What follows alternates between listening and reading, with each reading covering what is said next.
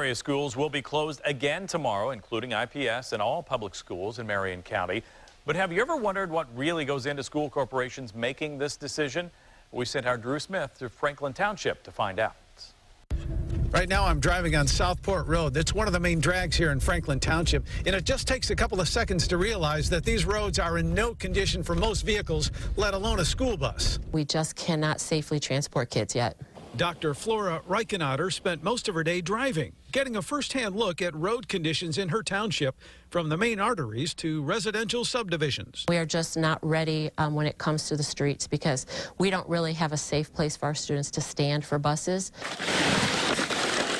Something these students didn't have to worry about today. Standing on a snowbank and playing outside is something that their mom really appreciated. It's nice today that we can get outside and play in the snow and get some energy out, so that's been good. For school leaders, postponing another day of classes comes after lengthy discussions with transportation, custodial, building and grounds, and operations staff, and of course, surveying the road conditions.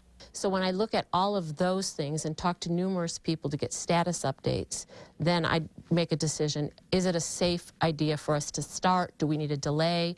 Or do we possibly need yet another closure? And for Franklin Township, the decision came at 4 p.m. today to cancel classes one more day.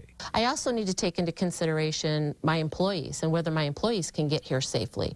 So while kids will have one more day of sledding, moms like Layla Wall are hoping that Old Man Winter will lessen his grip sooner rather than later. My son called me, guess what, school's out, because I just ran real quick to go get some milk, and it took me 20 minutes just to get from here down to the Walgreens. The State Department of Education says that schools that cancel classes today and for tomorrow are going to have to make up those days. So, for example, here in Franklin Township, they'll be going to school on President's Day and possibly a day later at the end of the school year. Drew Smith, RTV6. A spokesman for the State Department of Education said waivers will be issued to all schools that request them for Monday and Tuesday of this week. A waiver means the schools don't have to make up those days.